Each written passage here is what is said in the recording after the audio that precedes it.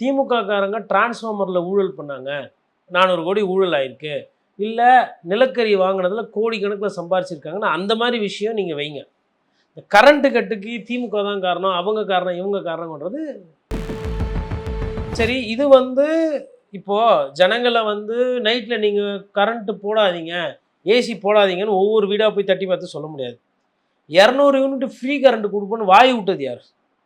கட்சியில் free current 200 unit விடுவோன்னு சொல்லிட்டு current கூட கொடுக்க முடியாத நிலைமையில தான் இருக்கிறீங்க. ஒரு இபி ஸ்குவாடுன்னு ஒரு நம்பர் இருக்கும், அந்த நம்பர் ஃபோன் பண்ணால் பிஸியாகவே இருக்குது, மின்னகத்துக்கு பட்டால் ரெஸ்பான்ஸ். இப்போ ஜனங்களுக்கு கடுப்பு காண்டு வருமா வராதா? சதி சதி சதின்றீங்களே. என்னைக்குன்னா யாருன்னா ஒரு ரிட்டையர்டு இன்ஜினியர் ஒரு 4 பேரை கூப்பிட்டு, சீஃப் இன்ஜினியர் கூப்பிட்டு, இந்த பஞ்சாயத்துலாம் எப்படி சரி செய்யுது யோசிச்சிங்களா? ஒரு out of the box thinking வேணுங்க. பியூஷ் கேரியர் பல வருடங்களாக திருடுறவங்க இருக்கிறாங்க. ஏதோ பியூஷ் கேரியர் புதுசாக திருடு போல். ஒரு அமைச்சர்னும் போது கொஞ்சம் பெரிய காரணம் சொல்லணும். குறைஞ்சபட்சம் 25,000 பேர் இன்றைக்கி உடனே உள்ளே வந்தால் தான் இதை சரி செய்ய முடியும். இப்போ தான் அமைச்சர் 15,000 பேர் எடுப்புன்ற மாதிரி சொல்லிக்கிறாரு. எப்போ நீங்கள் 15,000 பேர் வேலைக்கு எடுத்து எப்போ கரண்ட்டு சரி பண்ணி அவங்க மக்களை போராட்டம் பண்ணக்கு தூண்டி விடுறாங்க அப்படின்னு சொல்றாரு. பிரச்சனை கரண்ட் இல்லாதது பிரச்சனையா, இல்லை எதிர்கட்சிகள் தூண்டி விடுறது பிரச்சனையா? போயஸ் கார்டனு, கோபாலபுரம், பனையூர்லாம் நல்லா இமாம்பேரி கேபிள் எடுத்துன்னு போய் போடுவாங்க. விவிஐபி ஏரியா, பெரிய பெரிய பணக்காரங்க ஏரியா. ஏழைப்பாழை 100 யூனிட் 200 யூனிட் எடுத்துலாம் மெலிசாக இருக்கும். அது அடுத்த வருஷம் சரி பண்ணுவாங்க, 3வது வருஷம். ஃபஸ்ட்டு இந்த வருஷம் நீங்கள் ஃபெயிலியர். இந்த வெயிலுக்கு EB department is a failure till now. 2 மணி நேரம் இல்லாமல் அப்புறம் வர்றது, அரை மணி நேரம் கட்டாக வருது, அதுதான் இன்னும் டிஸ்டர்பிங். இதில் இன்னொன்று ஆகுனா, இந்த மாதிரி வந்து போகும்போது வீட்டில் எதுனா ஒன்று பற்றின்னு போயிடும். திருப்பி ஏதோ பெரிய ஏதோ துரந்தர படத்தில் எதையோ கண்டுபிடிக்கிற மாதிரி ஹார்ட் டிஸ்கை கண்டுபிடிச்சு விட்டோம். இருக்கிற டேட்டா பல ஊழலுக்கு உண்டான தகவல். சாமி, உங்களை ஊழல் யாரையும் விசாரிக்க வேணும்னு சொல்லலையே. நாங்கள் யாரும் செந்தில் பாலாஜி காந்திஜி தாத்தாவுக்கு பக்கத்து வீட்டுக்காரரு அவர் அவ்வளோ நேர்மையின் சீக்கிரம் சொல்லலையே.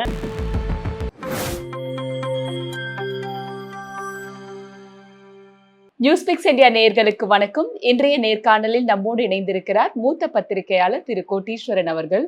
சார் வணக்கம். மேடம் வணக்கம். நேயர்களுக்கு அன்பு வணக்கம். சார், மின்சாரத்துறை அமைச்சர் பல குற்றச்சாட்டுகளை எடுத்து வச்சிருக்காரு. மின்வெட்டுகளுக்கு காரணம் பல சொல்லியிருக்காரு. ஃபியூசஸ் திருட்டு போகுது அப்படின்னு வீடியோவும் வெளியிட்டிருக்காங்க. அதோடு மட்டும் இல்லாம வெளியில இருந்து நடக்கக்கூடிய சதி முக்கிய காரணம் அப்படின்னு சொல்லியிருக்காரு. டிரான்ஸ்ஃபார்மர்ஸ்ல இருக்கக்கூடிய பிரச்சனைகள், இப்படி நிறைய சொல்றாரு. ஆக்சுவலி இவங்களுக்கு நம்ம இன்னும் டைம் கொடுத்து பார்க்கணுமா சார்? எல்லாம் அவசரப்பட்டு குறை சொல்றாங்களா, இல்ல இன்னும் கொஞ்சம் முனைப்பு இவங்க காட்டி இருக்கலாமா? என்னதான் பிரச்சனை? ஆனா தமிழகம் முழுக்க மின்வெட்டு, மக்கள் அவதிப்படுறாங்க. முதல்வரோட தொகுதியிலேயே பிரச்சனைகள் நிறைய போயிட்டு இருக்கு. இது எப்படி பாக்குறது சார்? இந்த பிரச்சனை அரசியல் ஆகக்கூடாது அப்படின்றது எல்லாரும் ஃபஸ்ட்டு பேசினாங்க. ஆனால் இதை அரசியல் ஆக்கிறதுக்கு முயற்சி பண்ணுறாங்க. யார் முயற்சி பண்ணுறாங்க அப்படின்னா, ஆட்சியில் இருக்கவங்களே முயற்சி பண்ணுறாங்க. இதே நான் அப்படி சொல்கிறேன்னா, ஃபஸ்ட்டு பப்ளிக் நம்ம ஒவ்வொன்றா டீகோட் பண்ணுவோம். இப்போது இபி பற்றி நான் சமீப காலமாக நிறைய வாட்டி பேசிட்டேன். அரசியலை விட எனக்கு கேட்டால் மக்கள் சம்மந்தமான விஷயம் கேள்விகள் வருது அப்படின்னா அதை பற்றி பேசுறது ஒரு வாட்டி இல்லை 3 வாட்டி இல்லை 30 வாட்டி கூட பேசலாம். இந்த பிரச்சனை தீர்ற வரலும் அதை பற்றி பேசுறது தப்பு இல்லை. ஒரு பத்திரிகையாளரோட பார்வை அதில் தான் இருக்கணுன்றதில்ல. யார் யாரோட போகிறாங்க, யார் எந்த கட்சி சேர்றாங்க அப்படின்றது பொதுமக்களுக்கும் சாமானியருக்கும் அது முக்கியம் இல்லை. நைட்டு வீட்டுக்கு படுத்து தூங்கும்போது ஒரு 8 மணி நேரம் கரண்ட் இருக்குது, 7 மணி நேரம் கரண்ட் இருக்குன்றது முக்கியம். இப்போ கரண்ட்டு இது ஒரு சின்ன ஒரு எடுத்துக்காட்டு சொல்லிட்டு நம்ம அந்த பிரச்சனைக்குள்ளே போவோம். இப்போ கரண்ட் இல்லை நைட்டில் அப்படின்னு வச்சுக்கோங்களேன்.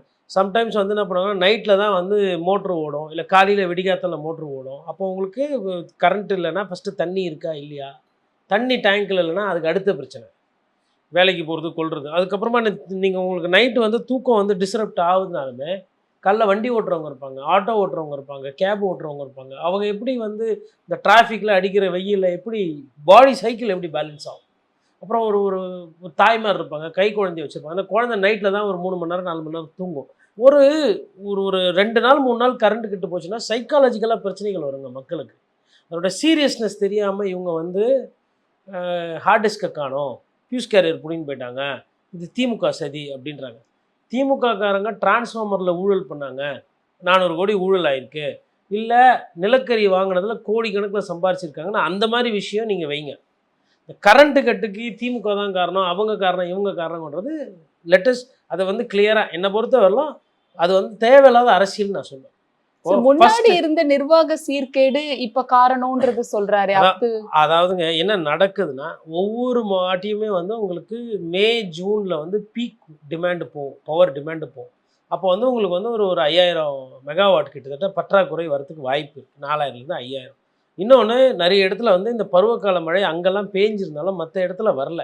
அப்போ என்னன்னா உங்களுக்கு சீதோஷ்ண நிலையில் வந்து ரியல் டெம்பரேச்சர் வந்து 1 டிகிரி டு 3 டிகிரி கூட காட்டுது.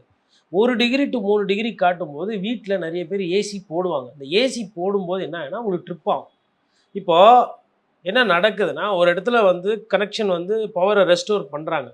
ரெஸ்டோர் பண்ணி ஒரு 5 நிமிஷம் 10 நிமிஷம் கழிச்சு என்ன ஆகுதுன்னா எல்லாரும் திருப்பி ஏசி போடும்போது டிமாண்டு ஜாஸ்தி ஆகுது, பட்டுன்னு ட்ரிப் ஆகுது. இந்த ட்ரிப் ஆகும்போது வெறும் ட்ரிப் ஆகிட்டு திருப்பி தூக்கி விட்டால் பிரச்சனை இல்லை. ட்ரிப் ஆகும்போது எதுனா வந்து கேபிளில் எரிஞ்சு போகுது, இல்லை எங்கன்னா ஃபியூஸ் பற்றிக்கிட்டு போயிடுதுன்னா அதை நீங்கள் தனியாக ரிப்பேர் பண்ணிட்டு தான் லோடால் ஸ்னாப் ஆகும். அந்த லோடால் ஸ்னாப் ஆகும்போது இந்த ஸ்னாப் ஆகும்போது எதுவும் பார்ட்டிகிள்ஸ் டேமேஜ் ஆகும், ஸ்னாப் ஆகிடுச்சுன்னா பிரச்சனை கிடையாது. நீங்கள் திருப்பி வந்து மறுபடியும் ஆன் பண்ணி விட்டோன்னா அது பூட் ஆகிக்கும். அப்படி இல்லைன்னா ஃபஸ்ட்டு அது பற்றிக்கிட்டு போன ஏரியாவை செட்ரைட் பண்ணிவிட்டு இல்லை கேபிளில் பிரச்சனை இருக்கா, ஃபியூஸில் பிரச்சனை இருக்கா, எதில் பிரச்சனையாகி ட்ரிப் ஆகுதுன்னு அதை பார்த்துட்டு தான் திருப்பி பண்ணும். இப்போது இது வந்து ஆல்ரெடி பிரச்சனை இருக்கிறத ஜாஸ்தி ஆகுது. சரி, இது வந்து இப்போது ஜனங்களை வந்து நைட்டில் நீங்கள் கரண்ட்டு போடாதீங்க, ஏசி போடாதீங்கன்னு ஒவ்வொரு வீடாக போய் தட்டி பார்த்து சொல்ல முடியாது.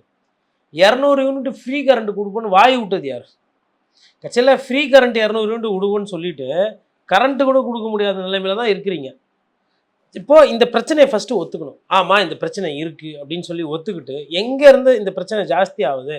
இப்போது திருவத்தூரில் போராட்டம், அம்பத்தூரில் போராட்டம், பெரம்பூரில் போராட்டம், அம்ஜிக்கரையில் கரண்ட்டு கட்டு போயிட்டு வருது, அம்பத்தூரில் பிரச்சனை, மேடவாக்கத்தில் பிரச்சனை. இது நான் சொல்கிறது எல்லாமே இந்த லாஸ்ட்டு 48 மணி நேரத்தில் பவர் கட் ஆகி ஜனங்க வந்து போராட்டம் பண்ண ஏரியாக்கள் சொல்கிறேன். அப்போது இவ்வளோ பெரிய பிரச்சனை இங்கே போதுன்னும் போது கவர்மெண்ட்டு இந்த நேரம் வந்து போர்க்கால அடிப்படையில் அது உள்ள பூந்துருக்கணும். ஒரு டிசாஸ்டர் உங்களுக்கு இயற்கை சீற்றம் மனிதர்களால் வரக்கூடிய வந்து ஒரு பேரிடர்னா அந்த மாதிரி இதை புரிஞ்சுக்கணும். இப்போ என்ன புரிஞ்சுக்கணும்? ஓகே, நைட்டில் எல்லா இடத்துலையும் பிரச்சனையாகுது, போராட்டம் ஆகுது. அதர் டிபார்ட்மெண்ட்டில் இருந்து ஆளை இதுக்கு அனுப்ப முடியுமா? இப்போ நீங்கள் கேட்கலாம், என்னங்க இபி வந்து கஷ்டமான ஒரு இது, அது எப்படி அதர் டிபார்ட்மெண்ட்லேருந்து அனுப்ப முடியும் அப்படின்னா, அதர் டிபார்ட்மெண்ட்லேருந்து கஜா போதெல்லாம் ஆள் டிப்ளாய் பண்ணியிருக்காங்க. எதுக்கு டிப்ளாய் பண்ணுவாங்கன்னா, ஒரு ஒயரை தூக்கி கொடுக்க, வண்டியை ஓட்ட, இல்லை இப்போது வேறு ஒரு கவர்மெண்ட்லேயே நீங்கள் ஒரு ஸ்டாஃப் இருக்காருன்னு வச்சுக்கோங்களேன். இப்போது ஒரு 4 கேபிள் எடுத்துன்னு போகிறாங்க, போகிற இடத்துல போயிடுச்சு, அந்த இடத்துல இருந்து நீங்கள் வந்து போய் பார்க்குற வேலைக்கு அடுத்த கம்ப்ளைண்ட்டை இப்போ நீ ஸ்பாட்டில் போயிடு, ஜனங்களை பேசினிரு, நான் இதை முடிச்சுட்டு வந்துடுறேன் அப்படின்னா இந்த கோவம் அமைதியாகும். அப்போ அவர் போயிட்டு ஜனங்கக்கிட்ட இங்கே ஃபஸ்ட்டு பிரச்சனையே வந்து பப்ளிக் ரிலேஷன்ஸ், பிஆர் ஸ்கில்ஸ்ன்னு. அதாவது என்னென்னா ஃபோனை எடுத்து கரண்ட் இந்த காரணத்தால் போயிடுச்சிங்க, இவ்வளோ நேரம் ஆகுங்க அப்படின்னு சொல்கிறதுக்கு ஆள் கிடையாது. ஃபர்ஸ்ட் ஆஃப் ஆல் வந்து உங்களோட ஹெல்ப்லைன் காலி, உங்களோட அந்த 24 hours ஹெல்ப்லைன் இருக்க பாருங்கள், அதில் ரெஸ்பான்ஸ் இல்லை. அதுக்கப்புறம் இ ஆஃபீஸ் இருக்குது, ஏடி ஆஃபீஸ் இருக்குது பாருங்கள், எங்கே உங்களுக்கு டிப்போ இருக்கோ கரண்ட் சப்ளை எங்கே நீங்கள் போய் பணம் கட்டுறீங்களோ ஃபஸ்ட்டு அங்கே தான் போவாங்க. அங்கே போனால் ஆள் இருக்கிறது இல்லை. சென்ட்ரல் ஹெல்ப்லைன் சிந்தார்பேட்டில் இருக்கிற ஆஃபீஸ்க்கு அங்கே ஃபோன் பண்ணாங்க, மவுண்ட் ரோட்டில் இருக்கிற இடத்துக்கு போனால் ஃபோன் பண்ணுறதில்ல. அது இல்லாமல் ஒரு இபி ஸ்குவாடுன்னு ஒரு நம்பர் இருக்கும், அந்த நம்பர் ஃபோன் பண்ணால் பிஸியாகவே இருக்குது. அப்புறம் ஹெல்ப்லைன் ஒன்று இருக்கும், அது ஐ திங்க் 1950 ஏதோ, எனக்கு நம்பர் சரியானாப்பில், அந்த நம்பர் ஃபோன் பண்ணாலும் ரெஸ்பான்ஸ் இல்லை. மின்னகத்துக்கு போட்டாலும் ரெஸ்பான்ஸ் இல்லை. இப்போ ஜனங்களுக்கு கடுப்பு காண்டு வருமா வராதா? சரி, இது என்னன்னா அரசு தானே சார் புதியது, அங்கே இருக்கிற அதிகாரிகளும் ஊழியர்களும் அவங்களுக்கு வந்து எவ்ரி இயர் ஃபேஸ் பண்ணுற ப்ராப்ளத்தை எப்படி ஃபேஸ் பண்ணுன்ற ஒரு அனுபவம் இருக்கும் இல்லையா? இந்த கேள்வி ரொம்ப துல்லியமான கேள்வி. என்ன நடக்கும்னா ஒவ்வொரு வாட்டியும் இந்த ஆட்சினா இந்த கான்ட்ராக்டர் எதுவுமே வந்து கவர்மெண்ட்டில் ஃபுல்லாக பண்ணாமல் கான்ட்ராக்டர் வச்சு சப்சிஸ்டம் பண்ணது தான் நம்ம சிஸ்டம். அதாவது எக்ஸ்ட்ரா கான்ட்ராக்டர் போட்டு இன்னொரு 3-4 பேரை போட்டு நீ வேலை பார்க்கணும்னாங்க. இவங்க என்ன பண்ணாங்கன்னா வந்து இன்னும் அந்த மாதிரி நெட்வொர்க்லாம் எதுவும் எஸ்டாப்ளிஷ் பண்ணல. இன்னொன்று இவங்களை நம்பி நிறைய பேர் வரல. ஏன்னா இவங்க காசு கொடுப்பாங்களா கொடுக்க மாட்டாங்களா, இவங்களை எப்படி ஹேண்டில் பண்ணுறது ஒன்றுமே தெரியல, இவங்களுக்கு அனுபவம் இல்லை. ஆல்ரெடி எனக்கு வர வேண்டிய பணமே இபியிலேருந்து பெண்டிங்கில் இருக்கும்போது நான் எதுக்கு இன்னும் மேலே முன்பணம் போட்டு பண்ணணும்? இன்னொன்று இந்த கவர்மெண்ட்டை பொறுத்தவரைலாம் ஃபைல் மூவ்மெண்ட் அந்த மாதிரி விஷயம்லாம் இன்னும் ஸ்பீடு எடுக்கலை, தெரியல நிறைய விஷயம். அதிகாரிகளை பொறுத்தவரை என்ன போச்சு? அதிகாரிகளை பொறுத்தவரை அதிகாரிகளே போயிட்டு வந்து ஐஏஎஸ் ஆஃபீஸர் இல்லாமல் போய் டிஸ்டர்ப் பண்ண போகிறாங்க? இல்லை டிஸ்டர்ப் தான் பண்ண முடியுமா? அமைச்சர்களுக்கும் பிரச்சனை இல்லை, எம்எல்ஏக்களும் வெளில வரதில்ல. இந்த கீழே இருக்கிற பொதுமக்களுக்கும் இவங்களுக்கும் இது பிரச்சனை ஆகட்டும் பார்த்துக்கலாம். சரிங்க, உங்களுக்கு வந்து இதை வந்து ஒரு போர்க்கால அடிப்படையில் இதை வந்து முன்மாதிரியாக எடுத்து பண்ணால் தான் இது தீர்க்க முடியும். ஒன்று. ரெண்டாவது, மக்கள்கிட்ட ஓரளவுக்கு விழிப்புணர்வு பண்ணணும். சரி, தெரியுதுல்ல இந்த நேரத்துக்கு எந்த அளவுக்கு வந்து புரிதல் இல்லாத ஆட்சி ஒன்று நடக்குதுன்னா, சதின்றீங்கள. என்னைக்குன்னா யாருன்னா ஒரு ரிட்டையர்டு இன்ஜினியர் ஒரு 4 பேரை கூப்பிட்டு, சீஃப் இன்ஜினியர் கூப்பிட்டு இந்த பஞ்சாயத்துலாம் இது எப்படி சரி செய்யுது யோசிச்சிங்களா? ஒரு out of the box thinking வேணுங்க. நீங்கள் உங்களுக்கு ஒரு புரிதல் இருக்கணும், என்ன பண்ணுறது ஏது பண்ணுறது இருக்கணும். உங்களுக்கு அந்த எண்ணம் இல்லை அப்படின்னும் போது சிக்கல். அப்போது பப்ளிக்கிட்ட எப்போ இன்வெர்ட்ரு வாங்குங்க, இல்லை அரசாங்கமே வந்து இந்த 200 யூனிட் ஃப்ரீயாக கொடுக்கல, ஒரு சப்சிடி ரேட்டில் இன்வெர்ட்ரு கொடுங்க, இன்வெர்ட்ரு போடுங்க அப்படின்னு அரசாங்கம் ப்ரொமோட் பண்ணணும். சோலார் போடுங்கன்னு அரசாங்கம் ப்ரொமோட். இப்போ இதை நீங்கள் ஆரம்பிச்சிங்கன்னா தான் மேபி அடுத்த வருஷத்தையும் நீங்கள் அதை சரி செய்ய முடியும். இந்த 2 மாதம் இப்படி தான் இருக்கும், சமாளித்து ஏமாற்றிட்டு ஆஃபீஸை பூட்டு போட்டின்னு நான் பாட்டுன்னு போயிட்டு 10 கம்ப்ளைண்ட் வந்தால் 2 கம்ப்ளைண்ட் பண்ணிட்டு மறுநாள் காலையில் அந்த 2 கம்ப்ளைண்ட் பார்ப்போம். பகலில் எல்லாம் வேலைக்கு போயிடுவாங்க, திருப்பி மறுபடியும் நைட்டு வந்தோன்னா மறுபடியும் டென்ஷன் ஆகும். இது கடந்து போகிற வேலை. இதுக்கு என்ன பண்ணுறது? பியூஸ் கேரியர் பல வருடங்களாக திருடுறவங்க இருக்கிறாங்க. ஏதோ பியூஸ் கேரியர் புதுசாக திருடு போல். ஒரு அமைச்சர்னும் போது கொஞ்சம் என்ன பெரிய காரணம் சொல்லணும். எனக்கு வந்து நார்த் தெர்மல் பிளான்ட்டில் எனக்கு டிப் ஆகி போச்சு, இல்லை எனக்கு கிரிட்டில் வரும்போது கிரிட்டில் வந்து எனக்கு ஒரு 1000 கிலோவாட் குறைஞ்சி போச்சு அப்படின்னா புரிய முடியும். இன்னொன்று, இந்த 25 கிலோவாட் இருக்கும், 250 இருக்கும், 500 கிலோவாட் இருக்கும் இது டிரான்ஸ்ஃபார்மர். அது என்ன ஆகுனா சம்டைம்ஸ் வந்து அந்த லோடு மாறி ஈறி வரும்போது அதால் தாங்க முடியாது, பட்டுன்னு போயிடும். இப்போ டிரான்ஸ்ஃபார்மர் பற்றியா இல்லை நிறைய இடத்துல வந்து வெயில் காலத்தில் என்ன ஆகுனா உங்களுக்கு அங்கங்கே அந்த கேபிள் பர்ஸ்ட் ஆகும் லோடில் ஜாஸ்தியில். இதெல்லாம் இயற்கையாக நடக்கிறது. குறைஞ்சபட்சம் 25,000 பேர் இன்றைக்கி உடனே உள்ளே வந்தால் தான் இதை சரி செய்ய முடியும். இப்போ தான் அமைச்சர் 15,000 பேர் எடுப்புன்ற மாதிரி சொல்லிக்கிறாரு. எப்போ நீங்கள் 15,000 பேரை வேலைக்கு எடுத்து எப்போ கரண்ட்டு சரி பண்ணி இன்னும் 2 மாதம் ஆயிடுச்சுன்னா இந்த பிரச்சனை குறையும். உடனே அப்படியே லூஸ் விட்டுருவாங்க. ஈபி துறையை பொறுத்தவரைக்கும் லாபகரமாக நடக்கிறதுக்கு ஒரு சில முடிவுகள், ஒரு சில விஷயங்கள் எடுக்கும். அது எடுத்தால் தான் அது சரியாகும். அதே நேரத்தில் மக்கள் வந்து ரொம்ப கொதிச்சு போயிருக்கிறாங்க.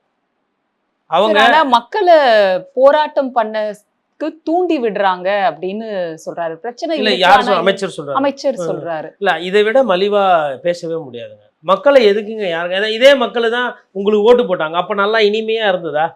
மக்களை யாருன்னா தூண்டி விட்டா ஓட்டு போட்டாங்க? நீங்கள் ஓட்டு கேட்டீங்க போட்டாங்க. அவங்களுக்கு இப்போ பிரச்சனை போது போராட்டம் பண்ணுறாங்க. இதெல்லாம் வந்து என் மேலே குறைய வச்சுக்கிட்டு, இல்லை என் துறை மீது குறைய வச்சுக்கிட்டு மக்களை தூண்டி விட்டாங்க, அந்த கட்சி இருக்குது இந்த கட்சி இருக்குது ஹார்ட் டிஸ்கை காணோம் அப்படின்றது என்ன விதமான புரிதல்? அது பிரச்சனைக்கு பதில் எங்கே, தீர்வு எங்கன்னா இதெல்லாமா தீர்வு? கரண்ட் கொடுத்துட்டு அவங்க போராட்டம் பண்ணுவாங்களா? பிரச்சனை கரண்ட் இல்லாதது பிரச்சனையா, இல்லை எதிர்கட்சிகள் தூண்டி விடுறது பிரச்சனையா? என்ன அவ்வளோ வேலை வெட்டி இல்லாமலாம் இருக்கிறாங்க மக்கள்? சார், அதாவதுங்க நானும் ஃபர்ஸ்ட்லேருந்தே பார்க்குறேன், அமைச்சர் வந்து இதில் வந்து அந்த பிரச்சனையுடைய தன்மையை உணராமல் அதை வந்து பந்தை வந்து தள்ளி விட பார்க்குறாரு. Is shocking is responsibility. இருக்கிறதுலே ஒன்றுங்க, ஆனால் இருக்கிறதுலே ரொம்ப கடினமான துறைன்னா அது மின்சாரத்துறை தான். அதில் இருக்க பிரச்சனை, அதில் இருக்க கன்சியூமர், ஏன்னா 2.25 கோடி பேர் அதோட தொடர்பு இருக்கிறாங்க. மின்சாரம் வந்து சிக்கலாகுது, இல்லை கரண்ட்டு பிரச்சனை வருது அப்படின்னா அதனுடைய பாதிப்பு வந்து தமிழ்நாடு பூரா போகும். அந்த மாதிரி ஒரு கஷ்டமான ஒரு துறையின் அமைச்சராக இருக்கிறார். நான் அதை ஏற்றுக்கிறேன், அவருக்கு நேரம் வேணும்லாம் புரிகிறேன். பட் மக்களை கையாளுறதுல நீங்கள் இன்னும் அது வந்து சரியாக வரல. உங்களுக்கு இன்னும் நிறைய அதிகாரிகள், இன்னும் ஆஃபீஸஸ் தேவைப்படுறாங்க. மேபி ஃபுல் டைம் எடுக்க மாட்டோன்னா டெபுடேஷனில் கேளுங்க. கன்ஜஸ்டட் பாக்கெட்ஸில் தான் இந்த பிரச்சனை வருது. அதாவது உதாரணத்துக்கு இப்போது நீங்கள் பெரம்பூர் எடுத்திங்கன்னா நிறைய பேர் வந்து ரொம்ப பணக்காரர்கள்லாம் இல்லை, லேபர் டாமினேட்டட் ஏரியா, அதாவது உழைக்கும் வர்க்கங்களும் பாட்டாளி மக்கள் அதிகமாக வாடகை வீட்டில் இருக்கிற தன்மை இருக்குங்க. அங்கெல்லாம் பார்த்தீங்கன்னா கேபிளில் மெலிசாக இருக்கும். இவங்க வந்து இதே போயஸ் கார்டனு, கோபாலபுரம், பனையூர்லாம் நல்லா இமாம்பேரி கேபிள் திரும்பி போடுவாங்க. விவிஐபி ஏரியா, பெரிய பெரிய பணக்காரங்க ஏரியா. ஏழைப்பாழை 100 யூனிட் 200 யூனிட் எடுத்துலாம் மெலிசாக இருக்கும். அது முருங்கா மாதிரி இருக்கும் அந்த கேபிள் பெருசாக. அதை போட்டு நிறைய இடம், இதெல்லாம் காரணம் ரொம்ப நாள் வராமல் இருக்கிறதுக்கு தான் எத்தனை போய் போடு. ஏன் பணக்காரங்க வீடெல்லாம் பெருசாக எத்தனை போய் வைக்கிறீங்க டிரான்ஸ்ஃபார்மரு? இந்த இடத்துலலாம் பார்த்தீங்கன்னா பழைய டிரான்ஸ்ஃபார்மர் வரும். அதாவது உள்ளே இருக்கிறது மாற்றிருப்பாங்க, ரீயூஸு ரீசைக்கிள், நிறைய பிரச்சனைகள் இருக்குது அதில். இதெல்லாம் தான் காரணம். எதுக்கு இப்போது கோபாலபுரத்தில் எங்கன்னா வந்து போராட்டம் பண்ணுறாங்களா நைட்டில்? கடைசியாக எப்போ பார்த்தீங்க கோபாலபுரத்தில் போராட்டம் பண்ணி? இல்லை. பனையூரில் யாருன்னா ரோட்டில் வந்து உட்காந்தாங்களா? இப்போ இல்லை. போயஸ் கார்டன் ஏரியாவில் இல்லை. போட் கிளப்பில், அண்ணா நகர சாந்தி காலனியில் இல்லை. அப்புறம் கோயம்பேட்டில் ஆஃபீஸஸ் இருக்கிற இடத்துல ஏன்? இப்போ இதெல்லாம் நிர்மல்குமாருக்கு தெரியாதுன்னு வச்சுக்கோங்க, எனக்கு தெரியும். இது யாருன்னா முன்னாடி இருக்கவங்களை கூப்பிட்டு கேட்டால், சார் ஒரு சில இடத்துல கேபிள் ஃபால்ட், கேபிளை வந்து நம்ம மாற்றி கொடுத்துருவோம்னா கட் ஆகிடும். ஒரு சில இடத்துல டிரான்ஸ்ஃபார்மர் பிரச்சனை, ஒரு சில இடத்துல லோடு வோல்டேஜ் ஜாஸ்தி வலியுது, நமக்கு சப்ளை பண்ண முடியல. ஒரு சில இடத்துல நைட் ஆனால் இவங்கெல்லாம் ஏசி போடுறாங்க. சிங்கிள் அவுட் பண்ணணும். அம்ஜிகரில் என்ன பிரச்சனை, அம்பத்தூரில் என்ன பிரச்சனை, ரெட் ஹில்ஸில் என்ன பிரச்சனை, மாதவரத்தில் என்ன பிரச்சனை, தாம்பரத்தில் என்ன பிரச்சனை, இப்படி ஒரு நகரத்தை எடுத்து அதேமாதிரி மதுரை மாட்டுத்தாவணியில் என்ன பிரச்சனை, கள்ளழகர் கோயிலாண்ட என்ன பிரச்சனை, எல்லாம் அங்கங்கே இருக்கிற இன்ஜினியர்ஸ்க்கு தெரியும். ஃபஸ்ட்டு கூப்பிடுங்க, கதவு மூடி ஒரு 1000 பேர் வைங்க. இந்த கட்சிக்காரங்களெலாம் யாரே சேர்க்கப்பா என்ன பண்ணால் இம்ப்ரூவ் ஆகும். உனக்கு வந்து 4 நாள் டைமு. கஜா வந்து நம்மளை அடிச்சிச்சு, இதுவே சரி செய்ய முடியலன்னா நாளைக்கு புயல் கீழ் வந்து திருப்பிச்சுன்னா என்ன பண்ணுவீங்க நீங்கள்? அடுத்த வருஷம் சரி பண்ணுவாங்க, 3வது வருஷம். ஃபஸ்ட்டு இந்த வருஷம் நீங்கள் ஃபெயிலியர். இந்த வெயிலுக்கு EB department is a failure till now. லஞ்சம் லாவண்யம் வாங்குறீங்க வாங்கலை, அதுக்கெல்லாம் நான் போகவே இல்லை. இதை கண்டிப்பாக டிஎம்கே ஏடிஎம்கே இருந்தால் ஓரளவுக்கு ஹேண்டில் பண்ணி தானே இருந்தாங்க.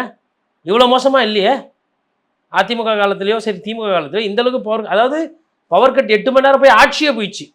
நான் அதை சொல்லலை, நான் இப்போ சொல்கிறது இந்த இன்டர்ம் ஷார்ட் கட் சொல்கிறேன்.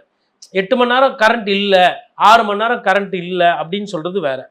போய் வர்றது, நைட் ஆனால் போகிறது, 2 மணி நேரம் இல்லாமல் அப்புறம் வர்றது, 1/2 மணி நேரம் கட்டாக வருது, அதுதான் இன்னும் டிஸ்டர்பிங். இதில் இன்னொன்று ஆகும்னா, இந்த மாதிரி வந்து போகும்போது வீட்டில் எதுனா ஒன்று பற்றின்னு போயிடும். லேப்டாப் போயிடும், கிரைண்டரு போயிடும், மிக்சி போயிடும், டிவி போயிடும். ஆனால் வந்து மக்கள் வந்து கட்டுப்பாவாங்க. உங்களுக்கு ஓட்டு போட்டதை தவிர்த்து அவங்க வேறு எந்த தப்பும் பண்ணலை. அது நல்லா ஃபஸ்ட்டு புரிஞ்சுக்கணும். சார், ஆனால் லாங் டேர்மில் இதை சரி செய்வதற்குண்டான முயற்சியை எடுத்துகிட்டு இருக்கிறதா அமைச்சர் சொல்லிட்டு இருக்காரு சார். ஒன்றும் பிரச்சனை கிடையாதுங்க. லாங் டேர்மு ஷார்ட் டேர்மு இருக்குது. அந்த மாதிரி முயற்சி எடுக்கிறதா நம்ம வரவேற்கிறோம். நம்ம வந்து இப்போ அவர் இடத்துல இப்போ ஒரு வேளை பேச்சுக்கு நான் இருந்தாலும் கஷ்டப்படுவேங்க. ஆனால் இது என்ன பண்ணி சரி செய்யலாம்? சரி, டிஎம்கே யூனியனில் இருக்கவங்க பண்ணுறாங்க, ஏன் நீங்கள் போய் பேசுங்க அவங்கக்கிட்ட. நீங்கள் சொல்லுங்கள், இப்போ தாவேகா யூனியன் வா, என்ன பண்ண சொல்லு, நான் பண்ணுறேன். செந்தில் பாலாஜி அந்த மாதிரி உத்தரவாதங்களை கொடுத்தாரு ஆஃப் த ரெக்கார்டாக. ஏன்னா சம்டைம்ஸ் என்னென்னா, உங்களுக்கு கை கால் நீளமாக இருக்கிறவங்க, அதாவது நான் இப்படி சொல்கிறேன், ஏடா குடமாக இருக்கிறவங்க என்ன பண்ணால் 10 காசு செலவு பண்ணுவாங்க எக்ஸ்ட்ராவாக, பேர் கிடக்கூடாதுன்னு சொல்லிட்டு.